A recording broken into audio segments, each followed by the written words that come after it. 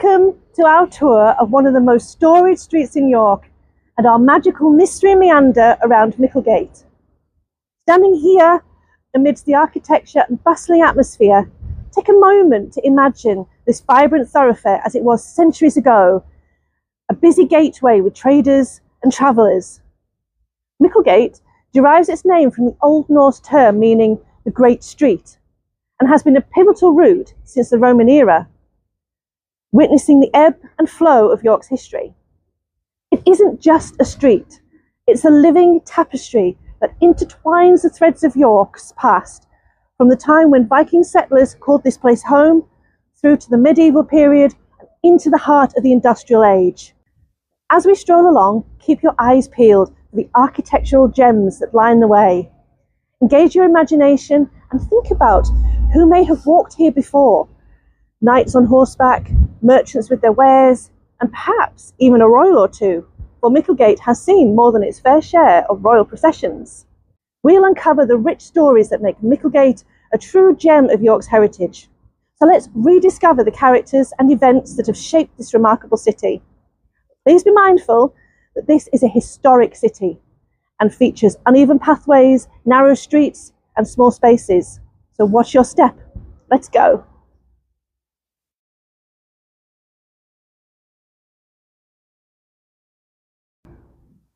From 1840, York blossomed into a pivotal hub in the expanding railway network, and the remaining buildings and infrastructure stand as a tangible reminder of the city's vital contributions and visionary entrepreneurs who laid the groundwork for modern railways.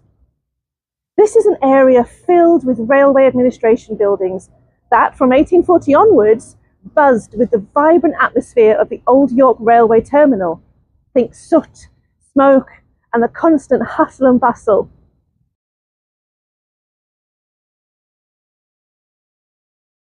By the 1850s, the connection between York and London blossomed with 13 trains a day, transporting a staggering 341,000 passengers a year. Fast forward to today, and that number has surged to 86 trains, carrying approximately 1.1 million passengers a year. But the story doesn't end here. George Townsend Andrews infused the striking Tudor design into the road access leading to a coal depot for the Great North of England Railway Company, near Barker Tower, which is nestled by the river.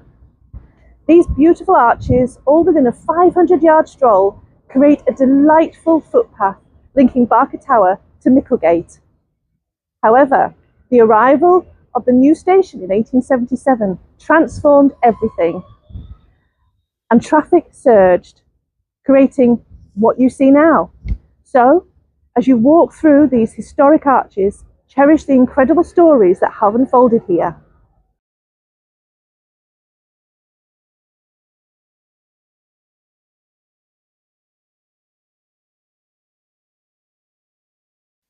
I want to take you back in time to the year 1814, when a remarkable new structure was completed here on Toft Green. A toft was a dwelling, and here was an architectural gem in the realm of correctional facilities, crafted under the skilled hand of architect Peter Atkinson. This prison was not just an ordinary building. It was hailed as one of the best constructed prisons in the kingdom, designed with both form and function in mind. Imagine 4 distinct buildings made of brilliant white brick, all encased within a sturdy high brick wall that stood as a protective fortress. At the heart of this impressive establishment was an octagonal building, serving as the governor's residence. This space also housed a chapel for spiritual reflection, where the Reverend William Flowers would lead services every other Sunday and offer prayers every Tuesday morning. The construction of this facility was a communal effort, funded jointly by the city and the Ainsty, with the city contributing 3/5 of the total cost. When the Ainsty was re-annexed to the West Riding in 1835, the prison began to feel less necessary, and by 1838, the city decided to close its doors for good. The inmates were moved, and this remarkable institution became another chapter in the city's storied history, completely lost.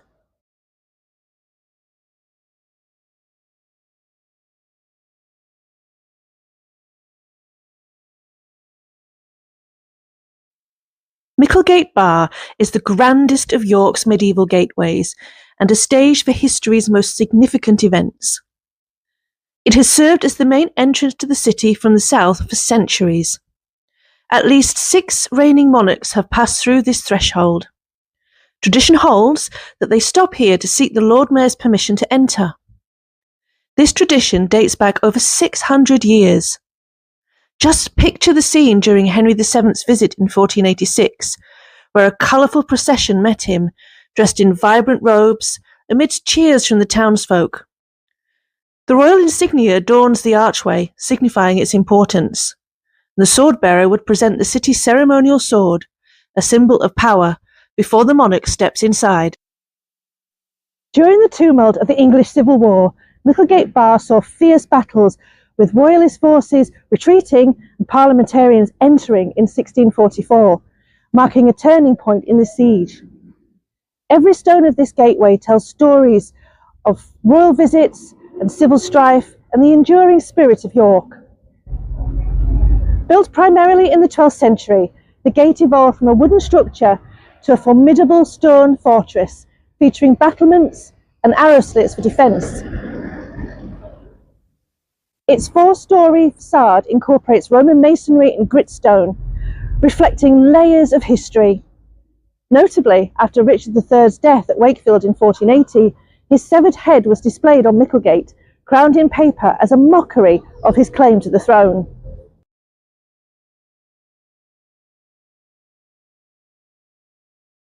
Just one row of medieval houses remains on Micklegate, as much of the street was redeveloped in the 18th century into elegant townhouses for the gentry.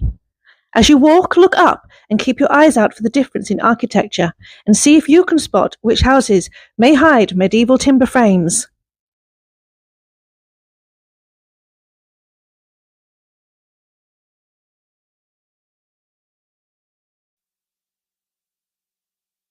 Holy Trinity Church is a historic landmark with a rich history spanning nearly 2,000 years.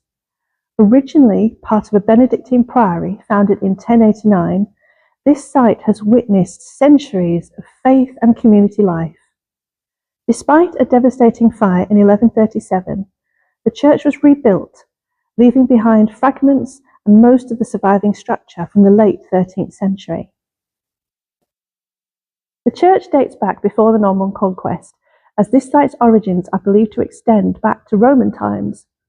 It's mentioned in the Domesday Book of 1086 as one of the 5 great northern churches, standing proudly alongside York Minster. In 1089, Norman monks established a grand monastic complex here, transforming it into a thriving Benedictine priory, supported by Norman patrons. The churchyard is reputedly haunted by the ghost of a mother who lost her husband and child to the plague. Stories tell of her spirit searching among the graves, seeking reunion and peace. Others have said they have seen the family singing the hymns during services. Nearby, you'll see remnants of old punishment stocks from the 18th century. And in the churchyard, generations of nuns from Bar Convent lie buried, with the earliest recorded burial dating back to 1700.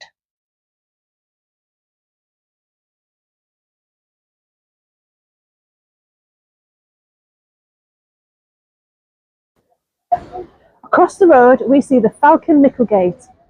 Imagine the year 1715, and this charming inn was at the centre of a scandalous lawsuit between Sir Peter Vavasour and his wife, Lady Jane, who was accused of secretly meeting her lover, William Parker, the steward of her husband, in this tavern.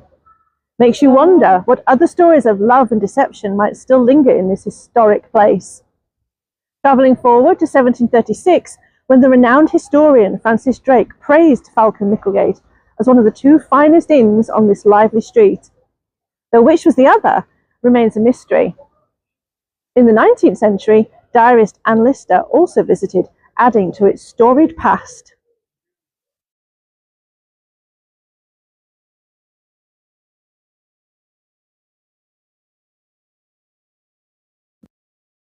Let's now look at the buildings. Notice how 18th century influences transformed medieval structures. At numbers 69 and 71, original foundations were extensively remodelled into double-pile houses, showcasing remarkable Georgian craftsmanship. Interestingly, craftsmen faced challenges fitting perfect square rooms onto timber frames, leading to solutions like the insertion of a Doric column on the first floor. A charming example of architectural ingenuity and fake windows to cover the timber frame. Moving further back in time, the parish houses at 74, 75 and 76 stand on land once filled with small cottages, part of the old St Gregory churchyard, unified with St Martin's in 1586. Built in 1822 for just £8 a year, these homes marked a new chapter for the community. The properties transitioned to parish ownership, reflecting ongoing changes. And just 2 years later, in 1874, these buildings were mortgaged to the Yorkshire Insurance Company, hinting at the financial struggles that lay ahead for the church.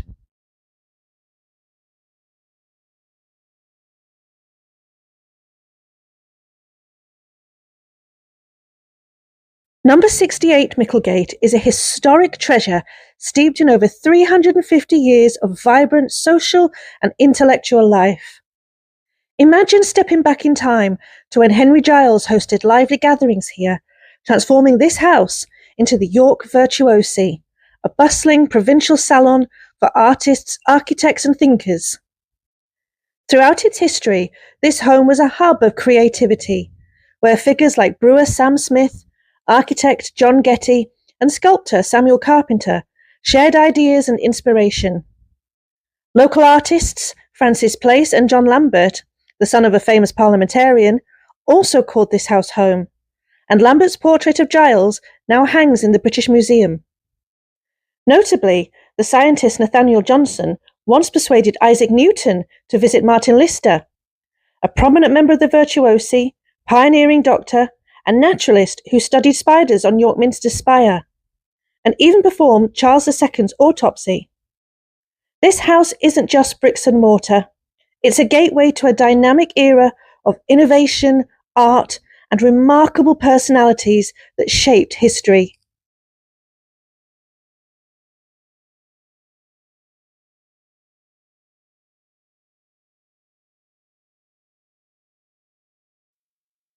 St Martin's Church is a fascinating historic landmark, with roots stretching back over 1,000 years.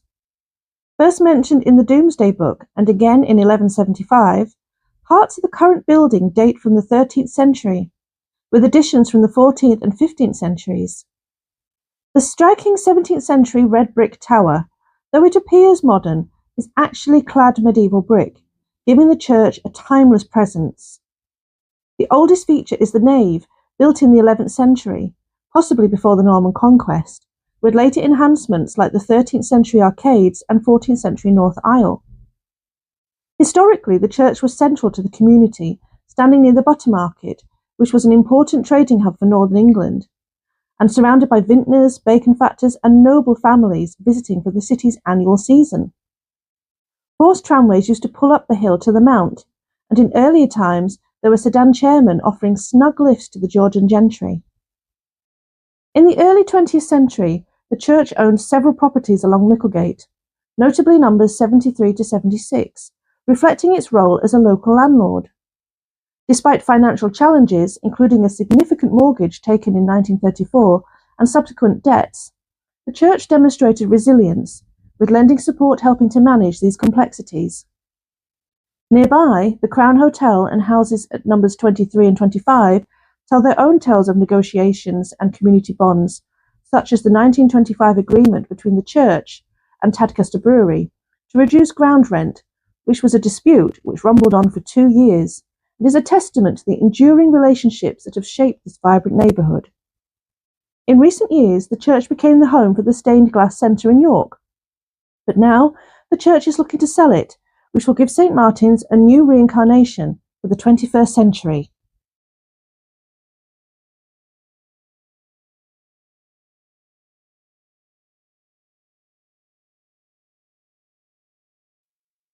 Just off Micklegate, you'll find George Hudson Street, named after the railway king who once co-owned a third of Britain's railways.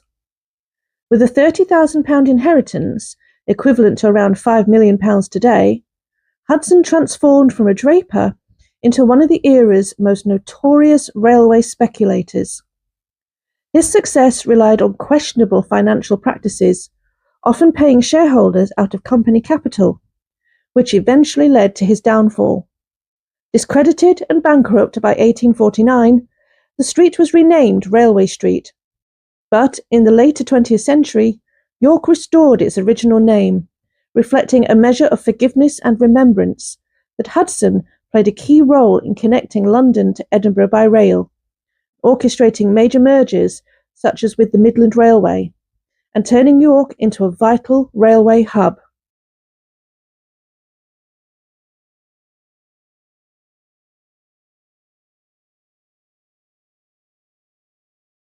St John's is located at the corner of Micklegate and North Street near Ousbridge and has a rich history dating back beyond its redundancy in 1934, after which it has served various purposes. Today it functions as a lively bar and nightclub. The church showcases a blend of architectural styles, including Norman features and later Perpendicular Gothic elements from the medieval period. One of its most distinctive external features is the short, squat brick and timber-framed tower built in 1684, adding a unique charm to its historic facade. Saved and restored by York Civic Trust, it was used by the Institute of Advanced Archaeological Studies and then as York Art Centre before it became a bar. The church's history reflects the broader story of York's development and the various uses that historic buildings have been adapted to over time.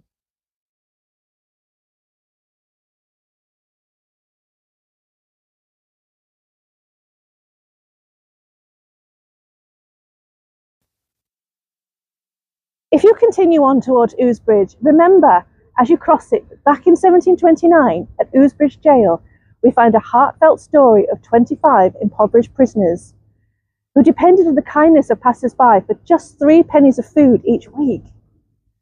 Their plight highlights the struggles of the era, where relief measures meant to aid the poor often overlooked those at Ousbridge Jail. Interestingly, the right to beg was only established in 1579, offering prisoners a rare chance to seek help from the public and survive another day. Moving forward to 1809, the bridge itself became a symbol of social disparity. On the North Bank, a lively community thrived with trade and entertainment, whilst just across the water on the south side, residents faced a different reality, paying tolls at Ousbridge to access the bustling city. For labourers and residents alike, these tolls were an unfair burden, making everyday travel a struggle just to reach work or the market. The bridge was more than a crossing. It became a stage for social struggle, reflecting the divide between privilege and hardship, and the resilience of those fighting to survive.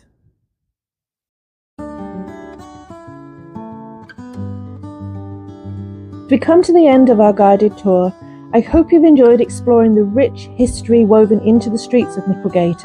From its Roman roots to its vibrant present, this corridor has been a witness to centuries of stories, triumphs and transformations. Before you go and walk away from Micklegate, I invite you to stroll a little longer along this historic street. Perhaps pause to admire the intricate architecture of the old buildings, or enjoy a coffee in a historical cafe or visit a museum. Don't forget to snap a photo or two to capture your experience, and you can share it with us on either Facebook, Instagram or X. Thank you for your curiosity and enthusiasm as we walked through time together. Remember, the stories of Micklegate continue to unfold, so come back and explore again. Until next time, goodbye.